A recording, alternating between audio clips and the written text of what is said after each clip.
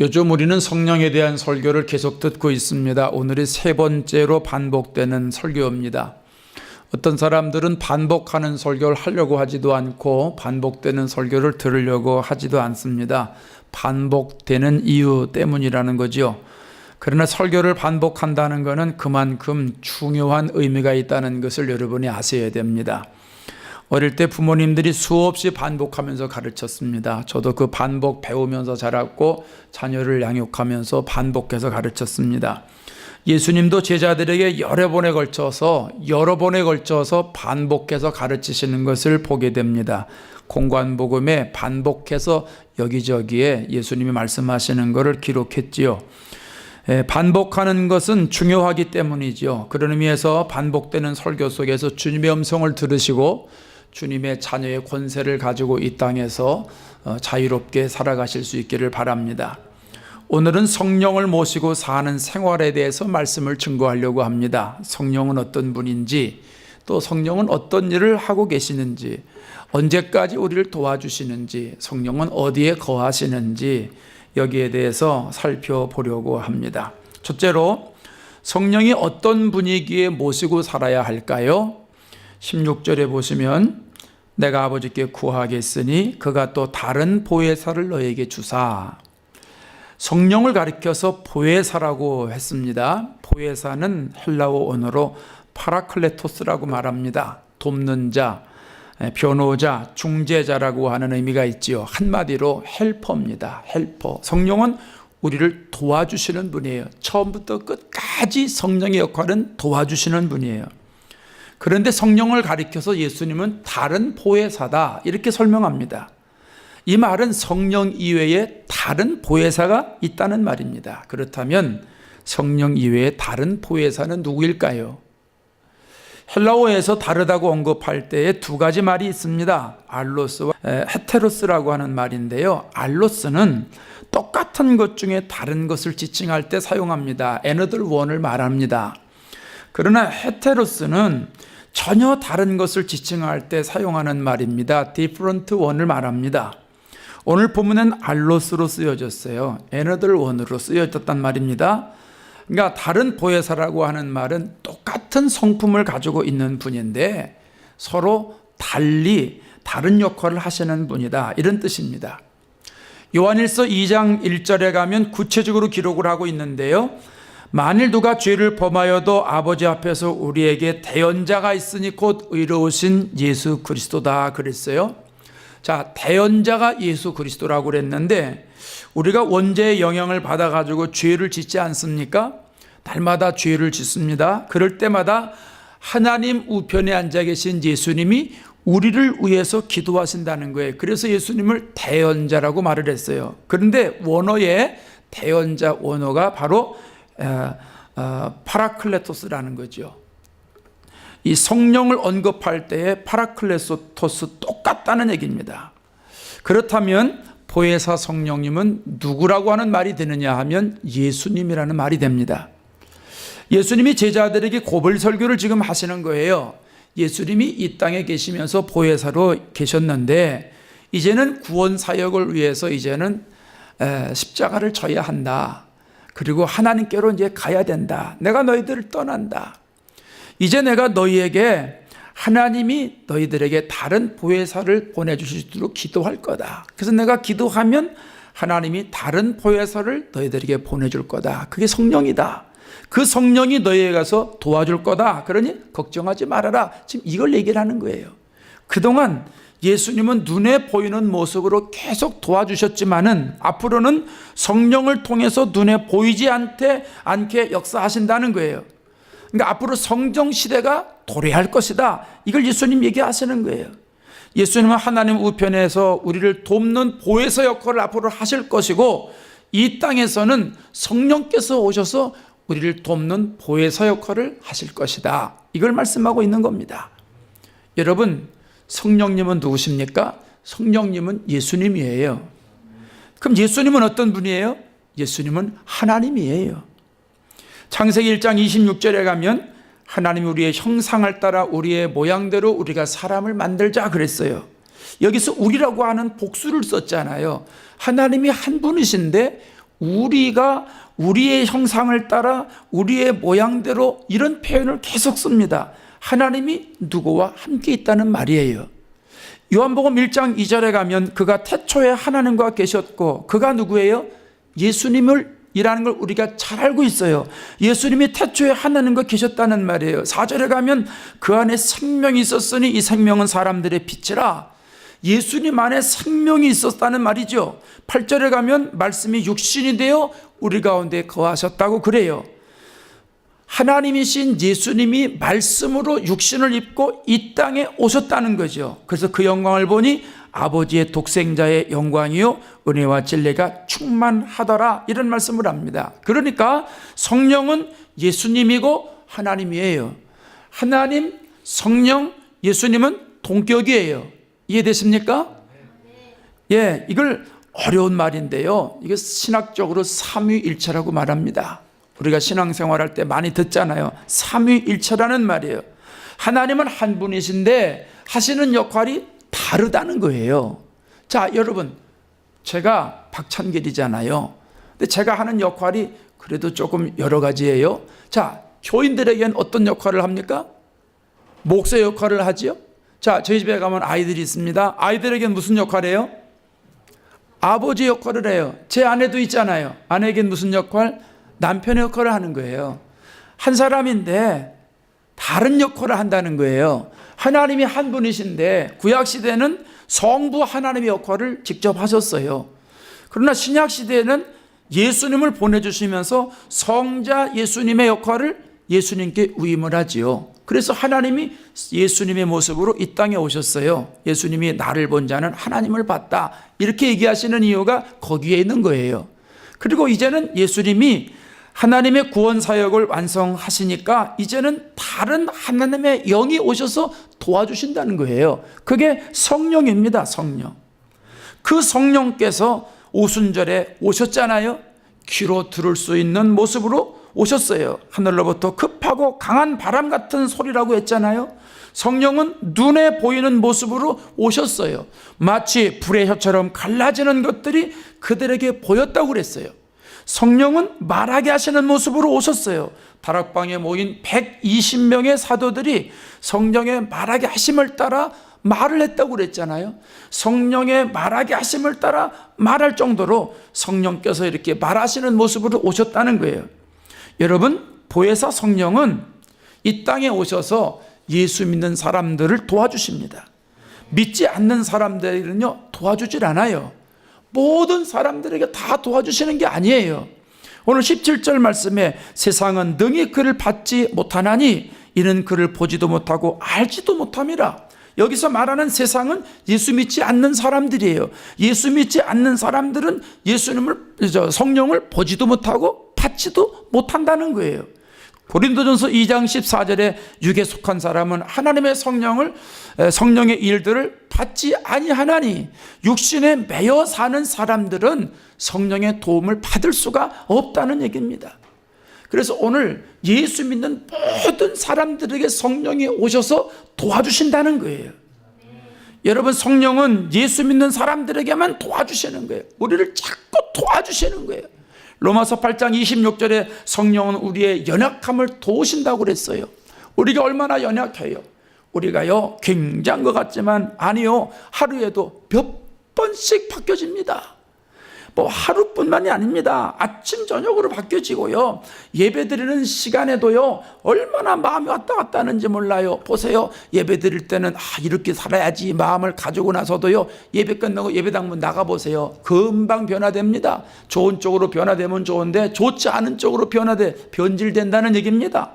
마음이 자꾸 바뀌어요. 우리가 이런 연약한 모습이에요. 이런 연약한 모습을 성령께서 오셔서 우리를 도와주신다는 거예요. 심지어 우리가 예수 믿으면서 방황할 때도 있잖아요. 다른 길로 갈 때도 있고요. 기도를 해야 되는데 어떻게 기도해야 될지 몰라서 답답할 때가 있어요. 이럴 때 성령께서 탄식하며 우리를 위해서 간구하신다고 그랬어요. 우리가 신앙생활 잘해야 되는데 잘하지 못할 때 성령이 그 모습을 보면서 너무너무 안타까워하시는 거예요. 그래서 탄식하면서 하나님 보좌 우편에서 우리를 위해서 기도해 주신다는 겁니다.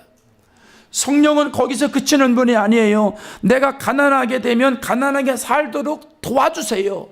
보통 가난하게 살면 사람이 좀 가난의 그림자가 있지 않습니까? 그때 성령께서 도와주셔서 가난을 이기며 살아갈 수 있도록 하셔서 가난의 그림자가 없어진다는 거예요. 성령께서 풍족하게 살도록 또 도와주세요. 사람이 풍족하면 교만해질 수 있어요. 거만해질 수 있는데 겸손하도록 성령께서 우리를 도와주신다는 거지요. 배부르거나 굶주리거나 풍족하거나 궁핍하거나 어떤 경우, 어떤 환경, 어떤 여건에서도 적용할 수 있도록 성령께서 우리를 도와주신다는 겁니다.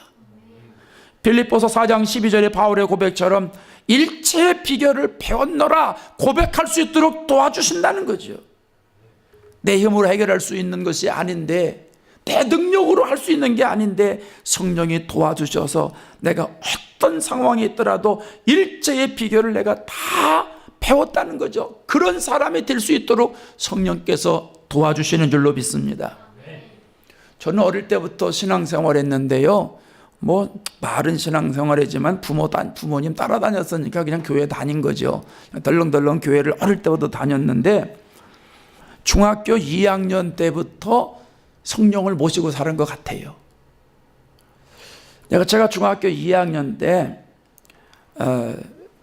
떨어지는 나무에 머리가 맞아가지고 머리가 깨졌잖아요.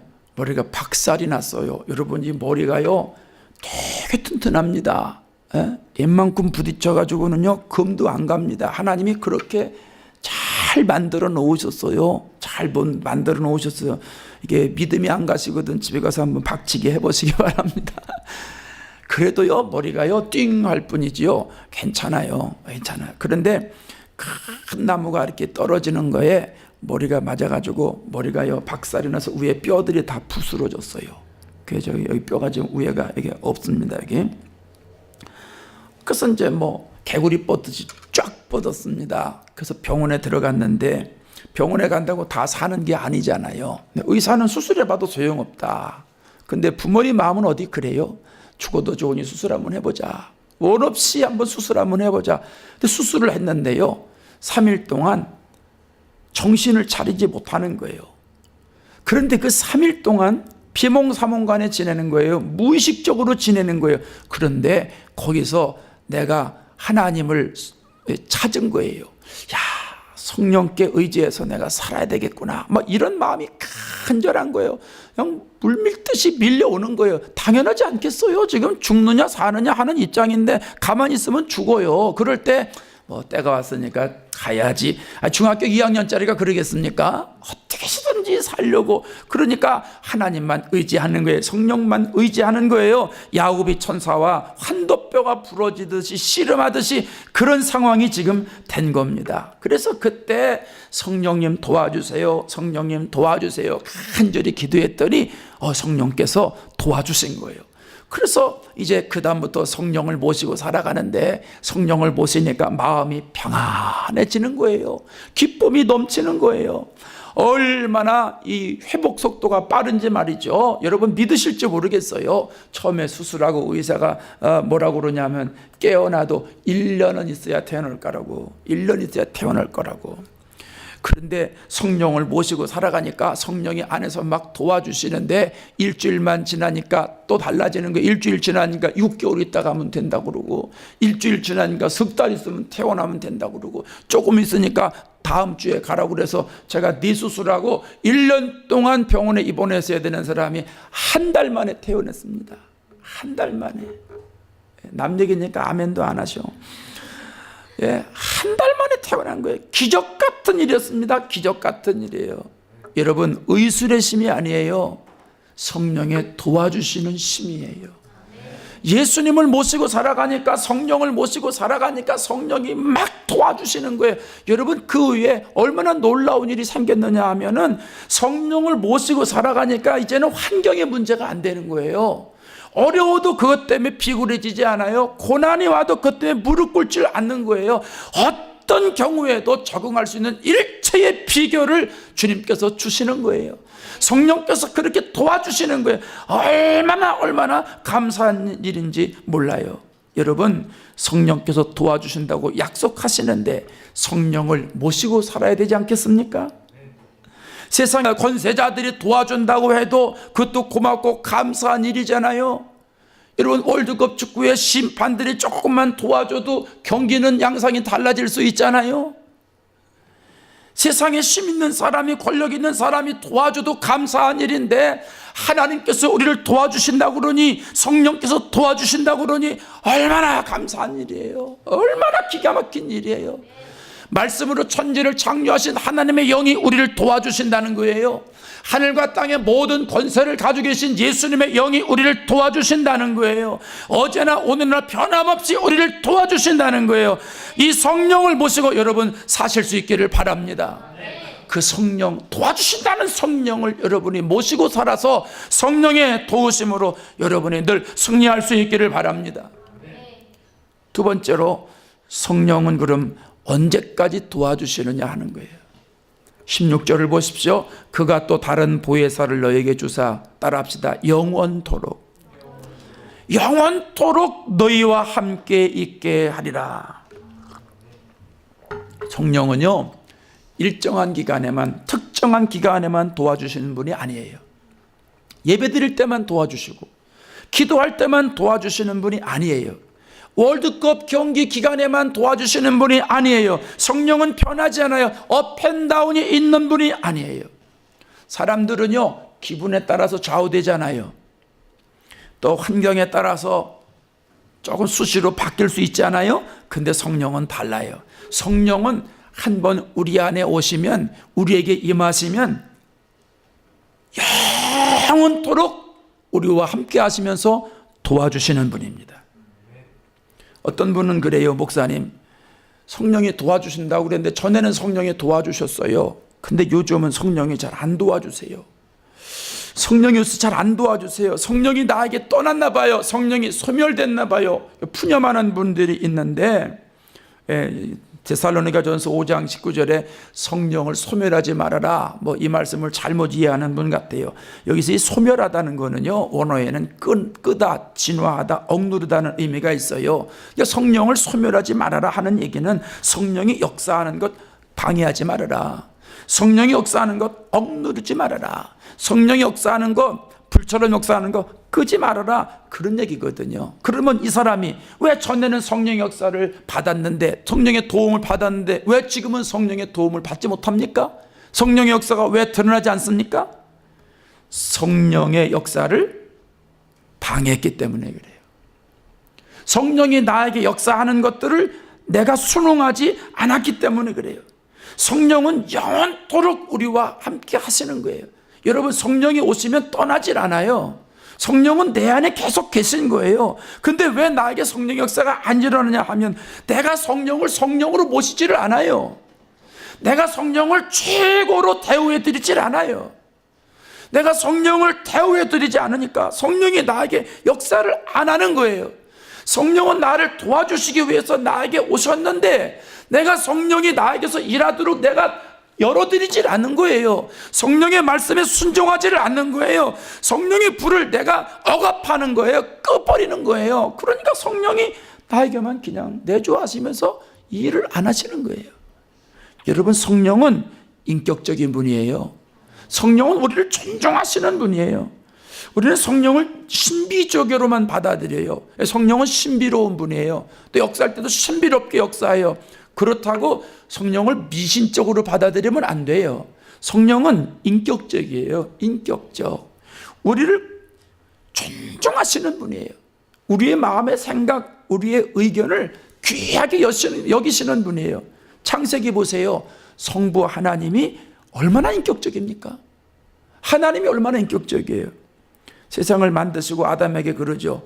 동산 각종 나무 열매는 네가 마음대로 먹어도 된다. 생명나무니까 마음대로 먹어도 된다는 거예요. 근데 선악을 알게 하는 나무는 먹지 말라는 거예요. 그 악한 나무니까 먹지 말라는 거예요. 어떤 사람들은 그러죠. 하나님이 선악을 알게 하는 나무 만들어 놓고선 아담이 그거 먹을 줄 알고 그랬다고. 여러분, 하나님이 선악을 알게 하는 나무를 만들어 놓지 않고 아담의 의견 존중하지 않고 마음대로 하나님이 끌고 다니셨다면 하나님은 아담을 비인격체로 만들어 놓으신 거예요. 종으로 만들어 놓으신 거예요. 종으로. 아담에게는 권리가 하나도 없어요. 하나님이 뭐든지 시키는 대로만 할 수밖에 없는 거예요. 하나님의 종이죠. 하나님의 노예예요. 하나님은 사람을 그렇게 만들어 놓지 않으셨어요. 하나님은 사람을 인격적으로 만들어 놓으셨어요. 그래서 할 수 있고 할 수 없고 하는 걸 결정을 아담에게 주셨어요. 여러분 오늘 교회에 오셨는데 여러분 교회에 오시는 결정을 누가 하셨습니까? 여러분이 하지 않으셨어요? 여러분 교회 오실 때 누구한테 결제 맡고 오십니까? 오늘 주일이다. 날씨가 이렇게 좋은데 야 오늘은 좀 나가서 놀다 왔으면 바람이나 쏘고 왔으면 좋겠다. 그렇게 결정하면 세상으로 나가는 거고, 오늘 주일인데 할 일이 많고 그래도 주일이니까 주의 날이니까 하나님 앞에 가서 예배 드려야지 이렇게 결정하고 하니까 여러분이 오신 거 아니겠어요? 모든 결정은 내가 하는 거예요. 하나님은 내가 모든 걸 결정할 수 있도록 인격적으로 만드셨다는 거예요. 인격적으로. 그렇기 때문에 성령님도 인격적이에요. 그러니까 오늘 우리들이 성령이 내 안에서 도와주실 때 내가 성령의 도움을 받으려면 내가 얼마나 성령을 인격적으로 대해주느냐에 따라서 달라지는 거예요. 내가 성령을 최상으로 대우해드리면 성령께서 나에게 최상으로 일하시는 거예요. 성령의 음성에 내가 절대적으로 순종하면 성령이 나를 최대한 절대적으로 나를 이끌어 주시면서 도와주시는 것입니다. 성령을 모시고 사는 생활을 요한계시록 3장 20절에서는 이렇게 표현하잖아요. 내가 문 밖에 서서 두드리노니 누구든지 내 음성을 듣고 문을 열면, 주님의 음성을 듣고 문을 열면 주님이 우리에게 들어와서 주님과 먹고 마시겠다, 이런 말씀 아니에요? 헌트라고 하는 분이 이 구절을 가지고 세상의 빛이라고 하는 성화를 그렸잖아요. 근데 그 그림을 가만히 보면 이 커다란 문이 있고 문이 닫혔습니다. 근데 그 뒤에 예수님이 계신데 이렇게 문을 두드리는 모습이에요. 그림을 자세하게 보면 손잡이가 없어요. 손잡이가 없어요. 무슨 의미입니까? 문은 안에서만 열 수 있다는 거예요. 누구든지 주의 음성을 듣고 문을 열면 주님이 노크를 하고 계시는데 그 노크의 음성을 듣고 문을 열면 주님이 들어오신다는 거예요. 그래서 우리가 주님과 동거 동락한다는 이야기입니다. 여러분 성령이 인격적이기 때문에 우리의 문을 열고 강제로 들어오지 않으십니다. 물론 그런 사람들이 있죠. 사도 바울과 같은 사람은 하나님께서 강제적으로 역사하셨습니다. 그걸 특별 은혜라고 그럽니다. 그러나 우리는 일반 은혜를 추구하는 사람들이고, 왜냐하면 우리가 일반적인 사람들이니까. 미안합니다. 우리 중에 특별한 사람 하나도 없습니다. 사도 바울처럼 어마어마한 능력을 가지고 실력을 갖춘 사람 이제껏 제가 본 일이 없습니다. 그러니까 하나님 보시기에 사도 바울은 방향이 잘못됐지, 저거 제대로 예수만 믿으면 복음 전에 귀하게 쓰겠다. 그러니까 하나님이 강권적으로 들어서 그를 그렇게 하나님 방법으로 쓰신 거예요. 근데 우리는 사도 바울과 같지 않기 때문에 보편적인 은혜, 일반적인 은혜를 추구해야 됩니다. 그래서 보편적으로 일반적으로 성령은 우리를 두드리신다는 거예요. 그래서 우리가 마음의 문을 열고 성령을 받아들이면 성령께서 오셔서 영원토록 우리를 도와주신다고 하는 말씀입니다. 여러분이 성령의 도움을 받고 싶지 않으십니까? 마음의 문을 여십시오. 세상으로 집중되어 있는 것들을 주님께로 맞추십시오. 그리고 기도하십시오. 주님, 오늘 이 시간에 내 마음에 들어오세요. 성령님 나에게 들어오세요. 내가 성령님의 통치를 받기를 원합니다. 주님의 임재를 경험하기를 원합니다. 주님으로 채워지기를 원합니다. 나에게 성령님의 도우심이 필요합니다. 나에게 오시옵소서. 그렇게 기도하실 때 성령께서 우리 안에 오셔서 변함없이 영원토록 우리를 도와주시는 줄로 믿습니다. 세 번째로 성령은 어디에서 도와주시느냐 하는 겁니다. 17절에 보십시오. 그는 너희와 함께 거하시며 너희 속에 계시겠습니다. 거하신다고 하는 원어는요, 머무르다는 뜻이 있어요. 또 너희 속에라고 하는 건 속은 전치사잖아요. 예, 전치사니까 영어의 in이라고 하는 말과 똑같은 거죠. 그럼 성령은 어디 계신가? 우리 속에 거하신다는 거예요. 우리 안에. 성령은 밖에 계시는 분이 아니에요. 성령은 저 멀리 계시는 분이 아니에요. 성령은 교회 안에, 예배당 안에만 계시는 분이 아니에요. 성령은 예수 믿는 모든 사람들의 마음 안에, 할렐루야, 마음 안에 계시는 거예요.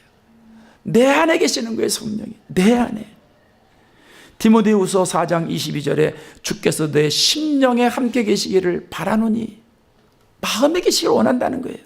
잠언서 16장 2절에 여호와는 심령을 감찰하시느니라. 사도 바울이 자주 이런 말을 해요. 갈라디아서 6장 18절, 빌립보서 4장 23절, 빌레몬서 1장 25절에 주 예수 그리스도의 은혜가 너희 심령에 있을지어다. 너희 심령에, 내 마음에 있을지어다. 이렇게 기도하고 있지 않습니까? 여러분, 성령은 우리 마음에 계시는 거예요. 그래서 잠언서 24장 23절에 무릇 지킬 만한 모든 것 가운데 내 마음을 지키라 그랬어요. 생명의 근원이 이에서 남이니라. 생명의 근원이 마음에서 나온다는 거예요. 여러분, 사람은요, 마음이 움직여야 그 사람이 움직여요. 머리로만 돼서는 이게 안 돼요. 머리로서는야 뭐 여기 앉아서도 뭐 별의별 걸 다 하지만 연애할 때도요, 마음이 뜨거워야 돼요. 그래서 마음이 움직여야 이 마음이 나를 막 이리 끌고 다니고 저리 끌고 다니고 다니는 겁니다. 공부해야 되겠다는 마음이 들어야 공부하냐고 도서관에 막 끌고 다니는 겁니다. 이래야 되겠다 하는 마음이 들어야 막 일하는 현장에 나를 막 끌고 다니는 겁니다. 마음에 야, 은혜를 좀 받아야 되겠다 하는 마음이 있으면 그 마음이 내 육신을 막 끌고 교회로 나오는 거예요. 그 사람은 마음을 움직여야 돼요. 그래서 요즘 뭐라 그래요? 감성시대라고 그러잖아요. 감성시대. 사람들이 감성이 덧치돼야 돼요. 그래서 선전을 봐도 전부 감동적인 선전만 나와요. 감동적인 선전을 통해서 사람들이 마음에 감동을 받고, 야, 저거 사야 되겠구나. 야, 저거 멋있다. 그래서 마음이 끌리니까 이 마음이 내 몸을 이끌고 내 돈도 가지고 가가지고 그거 사는 거 아니겠어요? 마음이 중요하다는 거예요. 마음이. 그래서 성령이 가장 중요한 내 마음에 오신다는 거예요. 그래서 여러분, 고린도전서 3장 16절에 뭐라고 그래요? 너희가 하나님의 성전인 것과, 우리가 하나님의 성전이래요. 하나님의 성령이 너희 안에 계신 걸 알지 못하느냐. 성령이 어디 계세요? 우리 안에, 내 안에, 내 마음 안에 성령이 계시다는 거예요. 그러니까 성령이 내 안에 들어와 계시니까 내가 뭐가 된다는 거예요? 성전이 된다는 거예요. 성전. 여러분, 성령은 내 마음에 거주하시면서 나를 도와주십니다. 낙심할 때 위로하면서 도와주시고, 쓰러졌을 때 이렇게 세워주시면서 도와주시고, 용기를 잃었을 때 격려하면서 도와주시는 거예요. 기도할 때 기도 잘하도록 힘을 주시며 도와주시는 거고, 예배 드릴 때 은혜 받도록 도와주시는 거고, 심지어 질병에 걸렸을 때도 질병을 치료할 수 있도록 도와주시는 것이고, 마귀를 물리치도록 성령께서 도와주시는 거예요. 성령은 내 마음에 거주하시면서 언제든지 영원토록 나를 도와주시는 분이에요. 그래서 여러분, 성령의 도움을 받는 사람들은 만사형통하는 거예요. 무슨 일을 만나든지 만사형통하리라. 무슨 일을 만나든지 만사형통하리라. 그냥 찬양 가사에 나와 있으니까 위로받으려고 찬양하는 그게 아니고, 성령께서 나에게 오셔서 내 심령 가운데 오셔서 나에게 계속해서 도와주시고 영원토록 도와주시니까, 여러분, 성령이 도와주시는데 불통이 되겠습니까? 성령이 도와주시는데 안 될 리가 없잖아요. 그래서 성령이 도와주시기 때문에 만사형통이 된다는 고백입니다. 영국의 버비안이라고 하는 목사님이 계셨는데, 국왕의 명을 거역한 죄로 감옥에 가게 됐습니다. 국왕이 자기 의를 내세우는 법률을 정해서 했기 때문에 어쩔 수 없이 신앙적인 양심으로 그걸 거역하게 된 거예요. 많은 사람들이 이 목사님의 인격과 신앙을 존중합니다. 사랑합니다. 간수장도 이분을 통해서 많은 은혜를 받았어요. 하루는 간수장이 와서 목사님에게 그러는 거예요. 목사님, 오늘 저녁은 제가 지키겠어요. 집에 가셔서 가족들 만나고 오시죠. 오늘 일은 제가 다 수습하겠습니다. 이 목사님이 잘못한 것이 없다는 걸 간수장이 아니까 그저 목사님 어떻게 잘 배려해 드리려고 이 차지찬 데 있지 말고 집에 갔다 오시라는 거예요.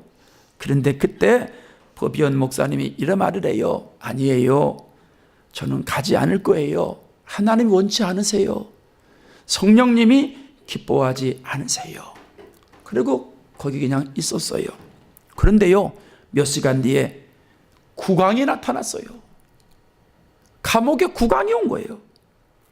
국왕이 법위원 목사님이 늘 마음에 안 들으니까 막 눈에 가시처럼 여겨서 그냥만 생각하면 분이 안 풀리는 거예요. 분이 안 풀리니까 찾아온 거예요. 도대체 여기 제대로 있나 없는가? 그걸 보러 온 거예요. 국왕이 감옥에 왔을 때 가장 많이 놀란 사람이 누구였을까요? 간수장이에요. 간수장. 이 간수장이 국왕을 보고 하늘이 무너진 것 같은 그런 걸 목격한 거예요. 국왕이 간 다음에 간수장이 목사님께 말합니다. 목사님이 저를 살리셨습니다. 목사님으로 인해서 우리 모두가 살 수 있었습니다. 어떻게 이런 결정을 하시게 됐습니까?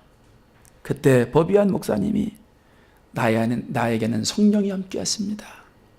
성령께서 나에게 생각으로 알려주십니다. 난 그저 성령의 인도함에 따랐을 뿐입니다. 여러분, 성령은 우리가 귀로 들을 수 있도록 도와주시는 분이 아니에요. 마음으로 느낄 수 있도록 도와주시는 분이에요. 그런 의미에서 성령을 머리로 생각하면 안 돼요. 성령을 지식적으로 받아들이면 안 돼요. 성령을 이성적으로 받아들이면 안 돼요. 성령을 영적으로, 마음적으로 받아들여야 돼요. 오늘도 성령께서는 우리의 마음에 오셔서 이렇게 하면 좋지 않겠니? 이렇게 살면 좋지 않겠니? 계속 도와주신다는 거지요.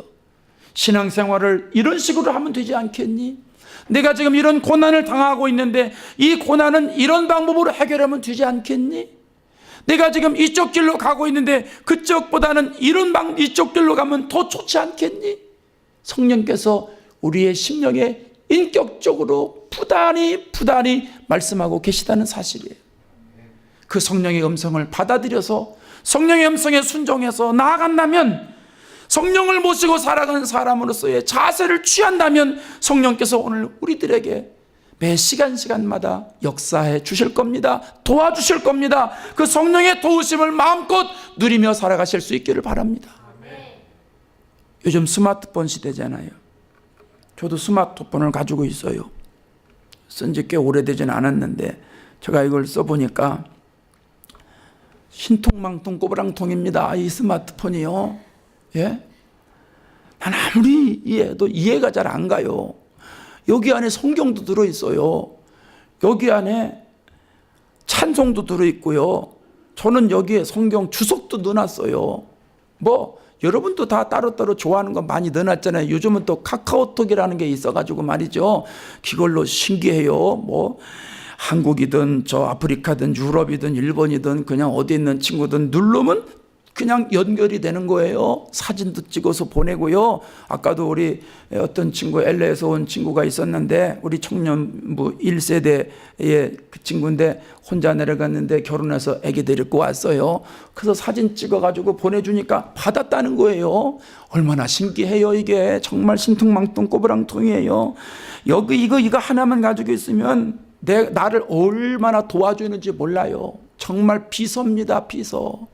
그러나 여러분, 여기에 아무리 많은 자료가 있고 많은 정보가 있다 하는 걸 알지라도 이거에 도움받지 않고 내가 모든 걸 내가 하겠다 그러면 절대로 내가 도움을 얻을 수 없는 거예요. 마찬가지로 성령께서 우리를 도와주시려고 하늘의 온 모든 것들을 다 동원해서 나에게 역사하시려고 해도 내가 성령의 도우심을 받지 않으면 나는 하나님의 도움을 받을 수 없다는 사실입니다.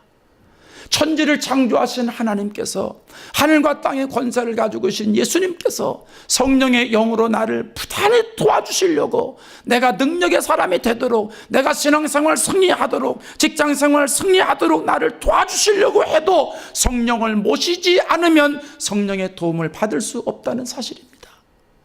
그러나 비록 내가 연약하고 나약하다 할지라도 성령께서 도와주신다는 사실을 깨닫고 성령을 모시고 성령의 음성대로 따라가면서 성령을 최고로 모시고 순종하면서 최상으로 대우하면서 나아간다면 우리의 삶에서 내 실력과는 상관없이 성령께서 도와주실 겁니다. 하늘의 능력으로 도와주실 겁니다.